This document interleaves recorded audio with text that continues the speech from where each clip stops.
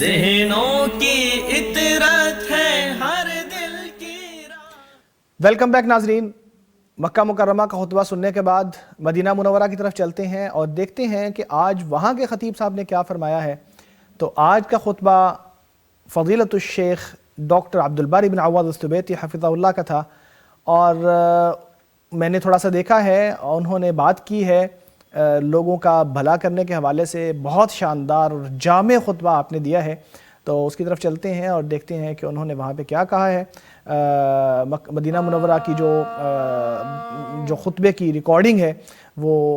چل رہی ہے اسکرین کے اوپر، آپ اس کو دیکھ سکتے ہیں کہ کیسے لوگ مدینہ منورہ خطبے کے لیے تشریف لا رہے ہیں اور کیسے لوگ جمع ہو رہے ہیں۔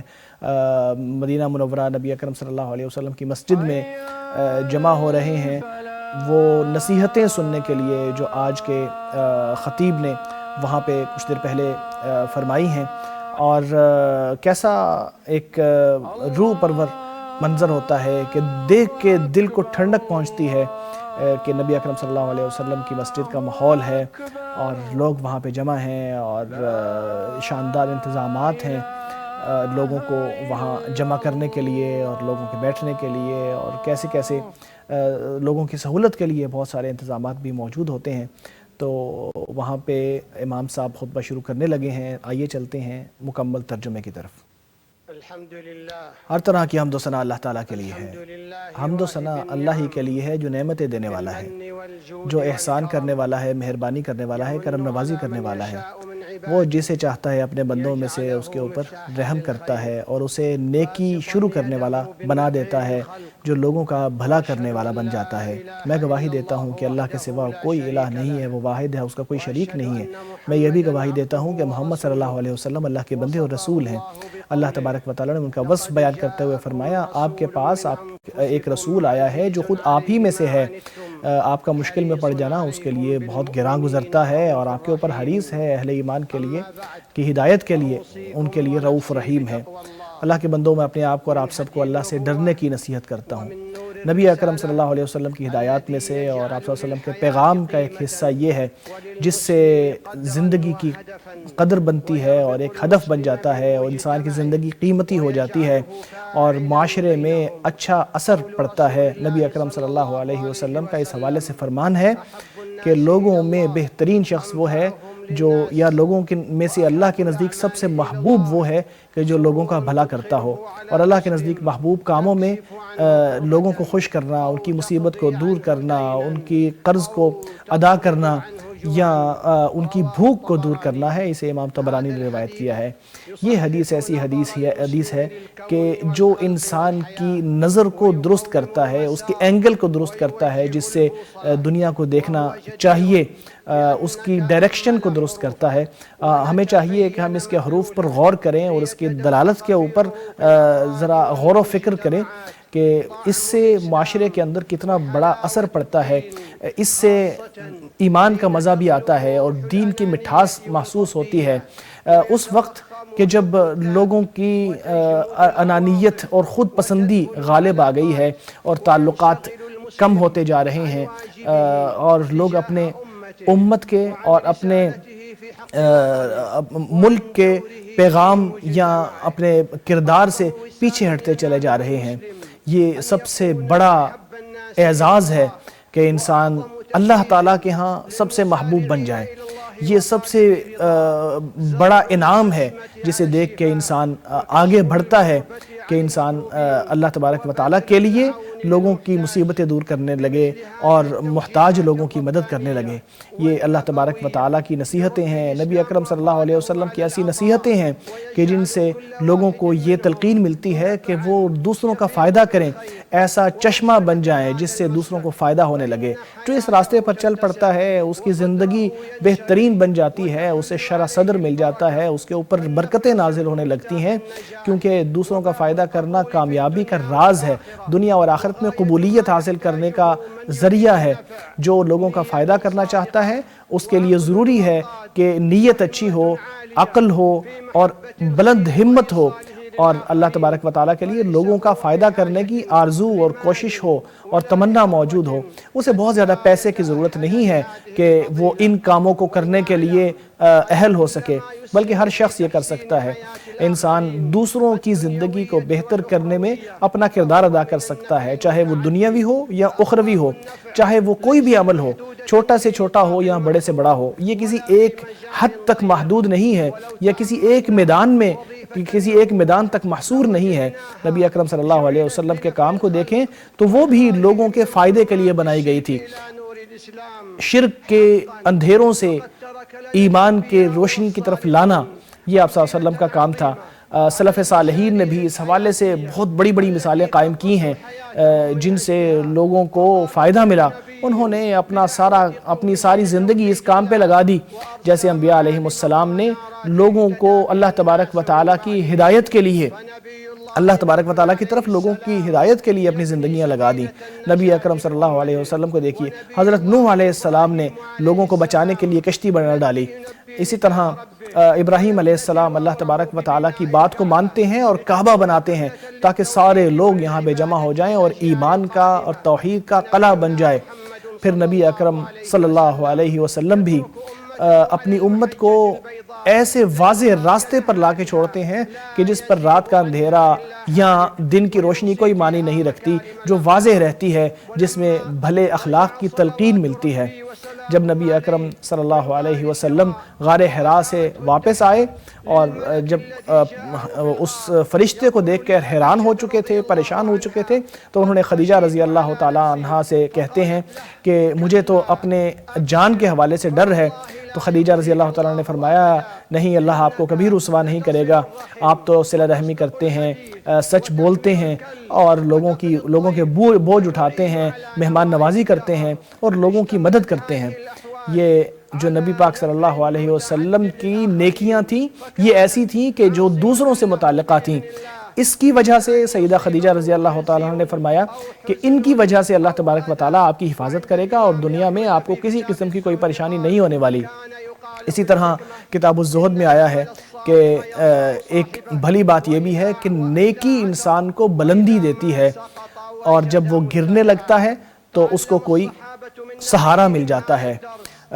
نبی اکرم صلی اللہ علیہ وسلم سے صحابہ کرام نے یہی سبق سیکھا تھا اور پھر انہوں نے لوگوں کے فائدے کے لیے اپنی مثالیں قائم کی۔ ہر ایک نے شاندار کام کیے، اپنی طاقت کے مطابق، اللہ تبارک و تعالیٰ کی انعامات کے مطابق انہوں نے دنیا کے ایسے کام کیے یا ایسے منصوبے قائم کیے کہ جن سے ان کو فائدہ ہوا اور دنیا کو فائدہ ہوا۔ نبی اکرم صلی اللہ علیہ وسلم کے بعد لوگوں کو جو چیلنجز درپیش تھے ان میں ارتداد کا یا ردت کا، لوگوں کا دین چھوڑنے کا ایک چیلنج تھا، تو سیدنا ابوبکر رضی اللہ تعالیٰ عنہ نے ان کو واپس دین کی طرف لے کے آئے یا ان کے ساتھ جنگ کی۔ اسی طرح سیدنا عثمان رضی اللہ تعالیٰ عنہ نے بھی لوگوں کو تلقین کی کہ وہ قرآن کریم کو ایک مصحف میں جمع کر لیں تاکہ قرآن کریم محفوظ ہو جائے اور قیامت تک ایک مرجع موجود رہے، مکمل طور پر ویسے ہی رہے جیسے نبی اکرم صلی اللہ علیہ وسلم کے دور میں تھا۔ اور اسی طرح یہ قرآن تب سے لے کے اب تک ایسے ہی قائم ہے اور ایسے ہی رہے گا۔ پھر عبد الرحمن بن عوف رضی اللہ تعالیٰ عنہ کو دیکھیے، جو ایک غنی اور بے نیاز اور مالدار صحابی تھے، انہوں نے اللہ تبارک و تعالیٰ کی راہ میں پورا ایک قافلہ اللہ کی راہ میں دے دیا، جن میں بہت زیادہ مال و دولت موجود تھی۔ جب دیکھا کہ لوگوں کو بہت زیادہ ضرورت ہے اور قحط سالی کا دور ہے تو انہوں نے سارا اللہ کی راہ میں دے دیا۔ اسی طرح مصعب بن عمیر رضی اللہ تعالیٰ عنہ کی مثال بھی دیکھ لیجئے کہ جنہیں نبی اکرم صلی اللہ علیہ وسلم نے ان کو مدینہ منورہ بھیجا تھا تاکہ وہ لوگوں کو اسلام کی تعلیمات دیں، تو وہ دعوت کے میدان میں لوگوں کی خدمت کرنے لگے۔ اسی طرح انس بن مالک رضی اللہ تعالیٰ عنہ کی مثال بھی ہمارے سامنے ہے کہ جنہوں نے نبی اکرم صلی اللہ علیہ وسلم کی خوب خدمت کی، 10 سال تک آپ صلی اللہ علیہ وسلم کی خدمت کی۔ وہ اس لیے کام کرتے رہے تاکہ سارے مسلمانوں کو یہ بتائیں کہ نبی اکرم صلی اللہ علیہ وسلم سے انہوں نے کیا سیکھا تھا، اور پھر اس کے بعد آپ صلی اللہ علیہ وسلم کی سنت لوگوں کو بتانے لگے اور بہت زیادہ احادیث روایت کر کے لوگوں تک پہنچائیں۔ لوگوں کا فائدہ کئی قسم کا ہوتا ہے اور بہت طرح کا ہوتا ہے۔ کبھی اسلام پھیلا کے لوگوں کا فائدہ کیا جاتا ہے، کبھی اچھے اخلاق پھیلا کے کیا جاتا ہے، کبھی فقراء اور مساکین کی مدد کی جاتی ہے، کبھی مسجدوں کو بنا کر یہ کام کیا جاتا ہے، کبھی قرآن کریم کی تلاوت اور تعلیم کے حلقے اور ان کے درس قائم کر کے کیا جاتا ہے، کبھی اچھے ادارے بنا کر کیا جاتا ہے، کبھی ملک کی خدمت کر کے کیا جاتا ہے کہ جس کے اندر انسان رہتا ہے، اس کی ہوا سے سانس لیتا ہے اور اس کے فوائد سے لطف اندوز ہوتا ہے، پھر اس کے اندر جتنے ادارے ہیں ان میں اچھا کام کر کے ان کو آگے بڑھا کے کام کیا جاتا ہے اور اس کے سکون اور چین کے لیے کام کیا جاتا ہے۔ بہت سے لوگ ایسے ہیں جو اپنی زندگی کو ایسا پروجیکٹ بنا لیتے ہیں جن میں لوگوں کے لیے فائدہ ہی فائدہ ہوتے ہیں، جن کا نصب العین یہ ہوتا ہے کہ وہ حدود کو تجاوز کر جائیں گے، نہ تو جگہ کی حد ان کو لمیٹڈ کرے گی اور نہ ہی دوسری حدود وقت کی حد ہی ان کو روک سکتی ہے۔ یہی وہ لوگ ہیں جن کی ہمتیں بہت بڑی ہیں اور جو اپنی زندگیوں کو ایسے بڑے منصوبے کے لیے وقف کر دیتے ہیں جن کا ہدف بہت بڑا ہوتا ہے، جس کے لیے وہ اپنی ساری زندگی لگا دیتے ہیں، جس کے بعد لوگوں کو عرصہ دراز تک فائدہ ہوتا چلا جاتا ہے۔ وہ کوشش کرتے ہیں کہ معاشرے کو آگے لے کے چلیں، معاشرے کو ترقی دیں، علم کے میدان میں یا اقتصاد کے میدان میں یا صحت کے میدان میں یا کسی اور میدان میں جو خیر بھلائی یا ترقی کا منصوبہ ہو یا کام ہو یا میدان ہو، چاہے وہ شخص خود جو کام کرے وہ چھوٹا ہی کیوں نہ ہو لیکن اس کی نیت کی وجہ سے بہت بڑا ہو جاتا ہے۔ یہ ایسا پیغام ہے جو انسان ساری زندگی اٹھائے رکھتا ہے اور اس کام کے لیے ساری زندگی لگائے رکھتا ہے، مسلسل کوشش کرتا رہتا ہے، اپنا وقت لگاتا ہے، اپنی محنت لگاتا ہے، اپنا مال بھی لگاتا ہے اسی کام کے لیے تاکہ وہ اس کی موت کے بعد بھی جاری رکھے اور اس کا اجر اسے رہتی دنیا تک کے لیے ملتا رہے۔ اور اگر اس کا ہدف اللہ تبارک و تعالیٰ کو راضی کرنا ہو تو اللہ تبارک و تعالیٰ اس کے کام میں برکت بھی ڈالتا ہے اور اسے اجر بھی دیتا ہے۔ ایسا منصوبہ کئی مرتبہ سال ہا سال تک چلتا ہے، لیکن جو لوگ بلند ہمتی والے ہوتے ہیں ان کو یہ وقت بھی پیچھے نہیں روکتا، بلکہ وہ یہ سیکھتے ہیں کہ ہمیں آگے بڑھتے چلے جانا ہے۔ وہ یاد رکھتے ہیں کہ اللہ تبارک و تعالیٰ کا فرمان ہے کہ صبر کیجئے، اللہ تبارک و تعالیٰ احسان کرنے والوں کا اجر ضائع نہیں کرتا۔ تو صبر ہی وہ ایسا ایندھن ہے جس سے انسان آگے بڑھتا ہے، جس سے انسان کو ہمیشگی اور استمرار کی تلقین ملتی ہے۔ اللہ کے نزدیک سب سے محبوب عمل بھی وہ ہیں جو ہمیشگی کے ساتھ کیے جائیں۔ ہمیں نظر آتا ہے کہ جو لوگ ایسے منصوبے کرنے والے ہیں جو بہت دیر تک قائم رہتے ہیں، جنہوں نے اپنی زندگیاں وقف کی تھی، بہت سے ایسے لوگ ہیں جنہوں نے مدارس بنائے، جنہوں نے جامعات بنائی، جنہوں نے ہسپتال بنائے، جنہوں نے بہت سے علوم و معارف کو ترقی دینے میں اپنا حصہ ڈالا۔ بہت سے لوگ ایسے ہیں کہ جنہوں نے اخلاق کو بڑھانے میں اور دعوت کے میدان میں بہت زیادہ کام کیا۔ تاریخ نے ان کے ناموں کو یاد کیا اور ہمیشہ کے لیے محفوظ کر لیا۔ اللہ تبارک و تعالیٰ کے ہاں بھی ان کا اجر موجود ہے، اس لیے نہیں کہ انہوں نے ذاتی مفاد کے لیے یہ کام کیا، بلکہ اس لیے کہ انہوں نے اللہ تبارک و تعالیٰ کی خاطر اور لوگوں کا فائدہ کرنے کی خاطر اپنی زندگیاں وقف کی۔ انسان کے ایسے اعمال کا اجر موت کے بعد بھی جاری رہتا ہے، جیسے نبی اکرم صلی اللہ علیہ وسلم کا فرمان ہے جب انسان فوت ہو جاتا ہے تو اس کا عمل رک جاتا ہے، صرف 3 چیزیں جاری رہتی ہیں۔ ایک صدقہ جاریہ جو انسان دیتا ہے، وہ علم جو انسان پیچھے چھوڑتا ہے، لوگ اس سے فائدہ اٹھاتے ہیں، نیک بچہ جو اس کے لیے دعا کرتے ہیں۔ میں اسی پر اکتفا کرتا ہوں، اپنے لیے، آپ کے لیے اور تمام مسلمانوں کے لیے اللہ سے ہر گناہ اور غلطی کی معافی مانگتا ہوں۔ آپ بھی اسی سے معافی مانگو، وہ معاف کرنے والا اور رحم فرمانے والا ہے۔ ناظرین، پہلا خطبہ مکمل ہو گیا ہے، جیسے ہی دوسرا خطبہ شروع ہوتا ہے تو اس کا ترجمہ بھی آپ سن پائیں گے۔ ہر طرح کی حمد و ثنا اللہ کے لیے ہے جس نے ہمیں عدم سے پیدا کیا ہے، اس نے ہمارے اوپر مہربانی فرمائی ہے اور بہت سی نعمتوں سے نوازا ہے۔ میں گواہی دیتا ہوں کہ اللہ کے سوا کوئی الہ نہیں ہے، وہ واحد ہے، اس کا کوئی شریک نہیں ہے، اس نے قلم کے ذریعے سکھایا۔ میں گواہی دیتا ہوں کہ ہمارے نبی سیدنا محمد صلی اللہ علیہ وسلم اللہ کے بندے اور رسول ہیں۔ آپ صلی اللہ علیہ وسلم نے ہمیں عاجزی یا بے بسی اور بڑھاپے سے پناہ مانگنا سکھایا ہے۔ اللہ کی رحمت برکت اور سلامتی ہوں آپ صلی اللہ علیہ وسلم پر اور آپ صلی اللہ علیہ وسلم کے صحابہ کرام پر کہ جنہوں نے بہت بڑے مرتبے حاصل کیے۔ میں اپنے آپ کو اور آپ سب کو اللہ سے ڈرنے کی نصیحت کرتا ہوں۔ اس دور میں کہ جب ہمیں بہت مختلف قسم کے حالات نظر آتے ہیں مصلحتیں نظر آتی ہیں، ہمیں معلوم ہوتا ہے کہ آج کے دور میں ہمیں ان چیزوں کو دوبارہ سے سمجھنا چاہیے اور اپنے جو راستہ ہے اسے درست کرنا چاہیے، اپنے سمت کو درست کرنا چاہیے۔ آج امت کو ضرورت ہے ہر اس کاوش کی کہ جو فائدہ مند ہو، ایسے منصوبے کی کہ جو اگلی نسلوں کے لیے مفید ہو۔ اللہ تعالیٰ کا فرمان ہے اپنے لیے جو بھی کرو گے اسے تم اللہ تبارک و تعالیٰ کے ہاں پاؤ گے، وہ خیر بھی ہوگا اور اس سے بہتر اجر اس کا پاؤ گے۔ اللہ کے بندوں، نبی اکرم صلی اللہ علیہ وسلم پر درود و سلام بھیجو۔ اللہ نے آپ کو قرآن کریم میں اس کا حکم دیا، فرمایا اللہ اور اس کے ملائکہ نبی پر درود بھیجتے ہیں، لوگو جو ایمان لائے ہو تم بھی ان پر درود و سلام بھیجو۔ اے اللہ رحمتیں اور برکت نازل فرما محمد صلی اللہ علیہ وسلم پر، آپ صلی اللہ علیہ وسلم کے صحابہ کرام پر اور اہل بیت پر، خلفائے راشدین ابو بکر، عمر، عثمان اور علی سے، اور تمام صحابہ کرام اور اہل بیت سے بھی راضی ہو جا، اور اپنا خاص فضل و کرم اور احسان فرما کر ہم سب سے بھی راضی ہو جا۔ اے اللہ اسلام اور مسلمانوں کو عزت عطا فرما، اے اللہ اسلام اور مسلمانوں کو عزت عطا فرما، اے اللہ اسلام اور مسلمانوں کو عزت عطا فرما، اے اللہ شرک اور مشرکوں کو رسوا کر دے، ہمارے گھروں میں اور شہروں میں امن و عافیت نصیب فرما، اے اللہ ہمیں ہمارے گھروں میں اور شہروں میں امن و عافیت نصیب فرما، اے اللہ پریشان حال مسلمانوں کی پریشانیاں دور فرما، اے اللہ ہم تجھ سے جنت کا سوال کرتے ہیں، اس کے قریب لے جانے والے اقوال و اعمال کا سوال کرتے ہیں، جہنم سے اور جہنم کی قریب لے جانے والے اقوال و اعمال سے تیری پناہ میں آتے ہیں، ان خیر کا سوال کرتے ہیں جسے ہم جانتے ہیں اور جسے ہم نہیں جانتے، ہر شر سے تیری پناہ میں آتے ہیں جو ہمیں معلوم ہو اور جو ہمیں معلوم نہ بھی ہو۔ اے اللہ ہماری مدد فرما، ہمارے خلاف دوسروں کی مدد نہ فرما، ہماری مدد فرما، ہمارے لیے منصوبہ بندی فرما، ہمیں ہدایت دے اور ہدایت کو ہمارے لیے آسان فرما، دشمنوں کے خلاف ہمیں مدد عطا فرما۔ اے اللہ فلسطین میں جو آزمائش اور پریشانی آئی ہے تو اسے جانتا بھی ہے اور اسے ختم کرنے پر قدرت بھی رکھتا ہے، اے اللہ ان سے پریشانی دور کر دے، اے اللہ ان سے آزمائش دور کر دے جو ان پر نازل ہوئی ہے، اے اللہ وہ پیدل ہیں ان کو اٹھا لے، اے اللہ وہ بھوکے ہیں ان کو کھانا فراہم کر دے، وہ بے لباس ہیں ان کو لباس فراہم کر، وہ مظلوم ہیں ان کی مدد فرما، اے اللہ اپنے اور ان کے دشمن پر ان کی مدد فرما،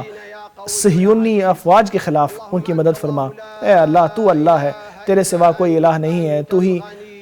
بے نیاز ہے اور ہم فقیر اور محتاج ہیں، اے اللہ تو ہی اللہ ہے، تیرے سوا کوئی الہ نہیں ہے، تو ہی بے نیاز ہے اور ہم فقیر اور محتاج ہیں۔ ہم پر بارش نازل فرما اور ہمیں مایوس نہ فرما، ہم پر بارش نازل فرما اور ہمیں مایوس نہ فرما، ہم پر بارش نازل فرما اور ہمیں مایوس نہ فرما، اے اللہ ہم پر بارش نازل فرما، اے اللہ ہم پر بارش نازل فرما، اے اللہ ہم پر بارش نازل فرما، اے اللہ رحمت کی بارش، عذاب کی، توڑ پھوڑ کی، آزمائش کی اور ڈبونے والی بارش نہ ہو، اے اللہ ایسی بارش جس سے ہمارے ملک کو فائدہ پہنچے اور مسافر اور مقیم سبھی کو فائدہ ملے، اے اللہ ہمارے حکمران خادم حرمین شریفوں ان کو ان کاموں کی توفیق عطا فرما جن سے تو خوش اور راضی ہوتا ہے، اس کو ہدایت پر چلنے کی توفیق عطا فرما، اس کے اعمال اپنی رضا کے مطابق بنا، اے اللہ اس کے ولی عہد کو بھی توفیق عطا فرما اور تمام مسلمان حکمرانوں کو بھی اپنے کتاب پر عمل کرنے کی توفیق عطا فرما، نبی اکرم صلی اللہ علیہ وسلم کی سنت پر چلنے کی توفیق عطا فرما۔ اے اللہ ہم نے اپنے نفس پر ظلم کیا ہے، اگر تو نے ہمیں ہدایت نہ دی، معاف نہ کیا تو ہم رسوا ہو جائیں گے، اے اللہ ہمیں دنیا میں بھی بھلائی دے اور آخرت میں بھی بھلائی، اور ہم کو اللہ عدل و احسان اور صلہ رحمی کا حکم دیتا ہے، بدی بے حیائی اور ظلم و زیادتی سے منع کرتا ہے۔ اللہ کو یاد کرو وہ تمہیں یاد رکھے گا، اس کی نعمتوں کا شکر ادا کرو وہ تمہیں مزید عطا فرمائے گا، اللہ کا ذکر تو اس سے بھی بڑی چیز ہے، اللہ جانتا ہے جو کچھ تم کرتے ہو۔ ناظرین یہاں مدنی خطبہ مکمل ہو گیا ہے، تھوڑی دیر بعد ملتے ہیں آپ سے اس خطبے کا خلاصہ لے کر۔ ذہنوں کی اطرت ہے ہر دل کی راہ۔ ویلکم بیک ناظرین، پیغام حرمین میں آپ کو پھر سے خوش آمدید کہتے ہیں۔ مدینہ منورہ کا خطبہ دیکھتے ہیں تو مدینہ منورہ میں عبد الباری بن عواد الثبیتی حفظہ اللہ نے خطبہ ارشاد فرمایا تھا، اور ان کا خطبہ ان نیکیوں کے متعلق تھا جو لوگوں کو فائدہ پہنچاتی ہیں۔ یہ ایسی نیکیاں ہوتی ہیں کہ جن کے بارے میں انہوں نے فرمایا کہ جن کا فائدہ لوگوں کو پہنچتا رہتا ہے، اور انہوں نے جیسے مثالیں پیش کی کہ اللہ تبارک و تعالیٰ نے نبی اکرم صلی اللہ علیہ وسلم کو لوگوں کے فائدے کے لیے بھیجا، آپ صلی اللہ علیہ وسلم نے لوگوں کے مفاد کے لیے بہت سارے کام کیے، اور اللہ تبارک و تعالیٰ نے نبی اکرم صلی اللہ علیہ وسلم کو اور دیگر انبیاء کرام کو یہ تلقین کی کہ وہ لوگوں کی بھلائی کے لیے کام کریں۔ لہٰذا انبیاء علیہم السلام کی مثالوں میں دیکھیں تو نوح علیہ السلام کی مثال سامنے آتی ہے، جنہوں نے لوگوں کو سیلاب سے بچانے کے لیے ایک کشتی بنا دی، اور ظاہر ہے کہ یہ لوگوں کے فائدے کے لیے ایک کام تھا۔ پھر ابراہیم علیہ السلام کی ہمیں مثال ملتی ہے کہ جنہوں نے کعبہ بنایا، اور کعبہ ایک مرکز تھا جہاں پہ لوگ اکٹھے ہو کے آنے لگے، اور رہتی دنیا تک کے لیے ایک مرکز بن گیا جہاں پہ توحید کا درس دیا جاتا ہے، اور جہاں سے ایک لوگوں کی وابستگی ہے دینی لحاظ سے۔ پھر ہمیں محمد صلی اللہ علیہ وسلم کی مثال ملتی ہے کہ جنہوں نے لوگوں کی رہنمائی کی، صحیح راستہ بتایا، دین کی ترغیب دلائی، یہاں تک کہ لوگوں کو محجۃ البیضاء یعنی واضح راستے کے اوپر لا کے کھڑا کیا، جس کے اوپر رات کا اندھیرا یا دن کا اجالا کوئی معنی نہیں رکھتا، وہ واضح ہی واضح ہے، اس کے اندر کوئی کمی نہیں آتی، اس کی وضاحت میں وہ ہمیشہ لوگوں کے لیے واضح رہتا ہے۔ پھر صحابہ کرام نے جب اس درس کو نبی اکرم صلی اللہ علیہ وسلم سے سیکھا تو انہوں نے بھی اس میدان میں خوب عمل کیا۔ انہوں نے سیکھ لیا کہ ایسے کام کرنا ہے کہ جو لوگوں کو فائدہ دیں، جس سے لوگوں کو نفع پہنچے۔ تو ابو بکر رضی اللہ تعالیٰ عنہ کی مثال دیکھیں کہ جب آپ صلی اللہ علیہ وسلم اس دنیا سے تشریف لے گئے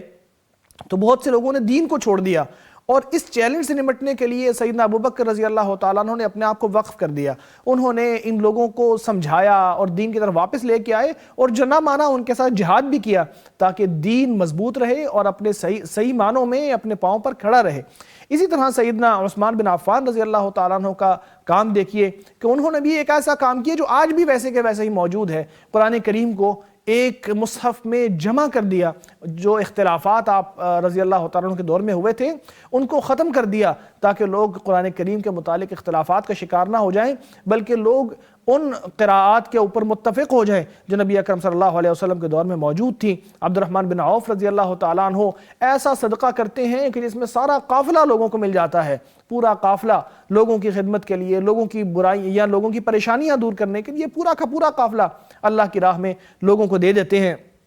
انس بن مالک رضی اللہ تعالیٰ عنہ نبی اکرم صلی اللہ علیہ وسلم سے علم سیکھتے ہیں اور 10 سال تک آپ کی خدمت کرتے ہیں تاکہ وہ آپ صلی اللہ علیہ وسلم سے خوب علم سیکھ لیں اور اس کے بعد پھر وہ لوگوں کو بتائیں۔ اور پھر دیکھیں کہ حضرت سیدنا انس رضی اللہ تعالیٰ عنہ سے کتنی حدیثیں ہیں جو انہوں نے روایت کی نبی صلی اللہ علیہ وسلم سے اور لوگوں کو بتائی، جو آج بھی موجود ہیں۔ مصعب بن عمیر رضی اللہ تعالیٰ عنہ کی مثال بھی ہمارے سامنے ہے کہ جنہیں نبی اکرم صلی اللہ علیہ وسلم نے مدینہ منورہ بھیجا تھا تاکہ لوگوں کو ہدایت کی راہ دکھائیں اور ان کو دین کی تعلیمات سکھائیں۔ انہوں نے بھی دعوت کے میدان میں اپنا کام کیا اور خوب کام کیا۔ خطیب صاحب کا کہنا یہ تھا کہ بہت سے بھلے لوگ ایسے ہوتے ہیں کہ جو اپنی زندگی کا ایک مقصد اور ہدف بنا لیتے ہیں، ایک مشن بنا لیتے ہیں، ایک پوری زندگی کا منصوبہ بنا لیتے ہیں کہ ہم نے اپنی ساری زندگی لگا کر یہ ہدف پورا کرنا ہے، اور ایسا زبردست منصوبہ ہوتا ہے کہ جو پوری زندگی وقف کرنے کے بعد اپنی جگہ پہ قائم ہوتا ہے، اور اس بندے کے دنیا سے رخصت ہونے کے بعد بھی وہ قائم رہتا ہے اور کئی مرتبہ قیامت تک قائم رہتا ہے، اور اس کا اجر انسان کے لیے جاری رہتا ہے۔ ایسے لوگ بلند ہمت ہوتے ہیں، ایسے لوگ اچھا کام کرنے والے ہوتے ہیں، ایسے لوگ اخلاص اختیار کرنے والے ہوتے ہیں، ایسے لوگ صحیح منصوبہ اور صحیح سمجھ رکھنے والے ہوتے ہیں جو ایسے منصوبوں میں اپنا وقت لگاتے ہیں جو ان کے لیے مفید ہو، جو لوگوں کے لیے مفید ہو، جس کا فائدہ لوگوں تک پہنچتا رہے اور ہمیشہ ہمیشہ کے لیے پہنچتا رہے۔ اس سلسلے میں ایسے ادارے قائم کرنا، ایسے مدارس قائم کرنا، ایسی جامعات قائم کرنا، ایسے ہسپتال قائم کرنا، ایسے ادارے قائم کرنا جو ملکی سطح پہ ہوں یا بین الاقوامی سطح پہ ہوں، جو لوگوں کو فائدہ پہنچاتے چلے جائیں، جس کے لیے انسان اپنا وقت لگائے، اپنی محنت لگائے، اپنا مال لگائے۔ اور یہ ضروری نہیں ہے کہ انسان کے پاس بہت زیادہ مال ہی ہو تو وہ لوگوں کے فائدہ کو کوئی کام کر سکتا ہے، بلکہ انسان لوگوں کے فائدے کا کوئی نہ کوئی منصوبہ بنا سکتا ہے، اس کے پاس ذخیرہ ہو یا نہ ہو، ثروت ہو یا نہ ہو، مال ہو یا نہ ہو، وہ کسی بھی میدان میں، وہ دعوت کے میدان میں، وہ لوگوں کو گائیڈ کرنے کے میدان میں، علم کے میدان میں یا کسی اور میدان میں ایسا کام کر سکتا ہے جس سے لوگوں کو فائدہ ہو اور فائدہ ہوتا چلا جائے اور کبھی وہ فائدہ ختم نہ ہو۔ لیکن اس کام میں جو چیز قابل غور ہے یا جس کا خیال ہمیشہ رکھنا چاہیے وہ یہ ہے کہ انسان کی نیت درست ہو، انسان اللہ کے لیے کام کرے، اس غرض سے کام کرے کہ اللہ تبارک و تعالیٰ خوش ہو جائے، اس کا مقصد ریاکاری نہ ہو یا کوئی اور مقصد نہ ہو۔ نبی اکرم صلی اللہ علیہ وسلم نے حدیث میں ارشاد فرمایا ہے کہ جب انسان فوت ہو جاتا ہے تو اس کا عمل رک جاتا ہے سوائے 3 چیزوں کے جو اس کے ساتھ قبر میں بھی جاری رہتا ہے اس کا اجر۔ ایک تو وہ علم ہے جو وہ لوگوں کو سکھا دے، یا وہ صدقہ جو انسان نے دیا ہو اور جس کا اجر اس کو ہمیشہ ملتا رہے، یعنی ایسا صدقہ ہو جو ایسے منصوبے کی شکل میں ہو جو ہمیشہ چلتا رہے اور جس کا اجر لوگوں کو، جس کا فائدہ لوگوں کو پہنچتا رہے اور اجر کرنے والوں کو ملتا رہے۔ اور تیسرا وہ اولاد ہے جو انسان کے لیے صدقہ جاریہ ہی بنتی ہے اور اس کے لیے دعا کرتی رہتی ہے۔ پھر جب انسان ایسا کام کرتا ہے تو اس کے سلسلے میں اس کو بہت ساری پریشانیاں دیکھنا پڑتی ہیں، اور یہ کام کم ہمت لوگوں کا نہیں ہے بلکہ ہمت والے لوگوں کا کام ہے کہ مستقل مزاجی کے ساتھ ایک منصوبے کو بنا لیں اور اس کے اوپر عمل کرنا شروع کر دیں، زندگی بھر اس منصوبے کے اندر اپنا پارٹ پلے کرتے رہیں، تھوڑا یا زیادہ، جیسا کہ نبی صلی اللہ علیہ وسلم کا فرمان ہے کہ بہترین عمل وہ ہے جو مستقل مزاجی کے ساتھ اور ہمیشگی کے ساتھ کیا جائے، چاہے وہ کم ہی کیوں نہ ہو۔ تو اگر انسان نے اپنا نصب العین بنا لیا ہو، ایک منصوبہ ایسا طے کر لیا ہو کہ زندگی میں نے لوگوں کو اللہ کے لیے یہ دے کے جانا ہے، تو پھر زندگی میں تھوڑا وقت، کبھی زیادہ وقت، کبھی تھوڑا مال، کبھی زیادہ مال، کبھی تھوڑی محنت، کبھی زیادہ محنت کرتا رہے، اور جب تک موت آئے گی تب تک وہ منصوبہ کہیں نہ کہیں پہنچ ہی جائے گا، اور پھر موت کے بعد لوگ اس سے مستفید ہوتے رہیں گے۔ ایسے جو کام ہیں ان کو ملکی سطح پہ بھی کرنا چاہیے، کیونکہ یہ ملک کا بھی حق ہمارے اوپر ہے اور دین کا حق بھی ہمارے اوپر ہے کہ جس ملک کے اندر ہم رہے ہیں، جہاں کی ہوا سے ہم سانس لیتے ہیں، جس کی فضا میں اور جس کی زمین پر ہم رہتے ہیں، اس کا حق بھی ہے کہ یہاں کے لوگوں کے لیے اور اس ملک کے لیے ایسے پروجیکٹس قائم کیے جائیں، ایسے منصوبے قائم کیے جائیں کہ جن کا فائدہ ہمیشہ لوگوں کو ملتا رہے۔ یہ تھا پیغام نبی اکرم صلی اللہ علیہ وسلم کی مسجد سے جو آج ہمیں سننے کو ملا۔ اللہ تبارک و تعالی ہمیں عمل کی توفیق عطا فرمائے۔ ناظرین، آج کے لیے بس اتنا ہی، اگلے جمعے کو خطبات حرمین کے ساتھ ملاقات ہوگی۔ آج کے لیے مجھے اجازت دیجیے۔ السلام علیکم ورحمۃ اللہ وبرکاتہ۔ حرف صداقت ہے، پیغام قرآن و سنت ہے، رنگ اخوت ہے، خوشبو الفت ہے، رایت ہے، نور ہدایت ہے۔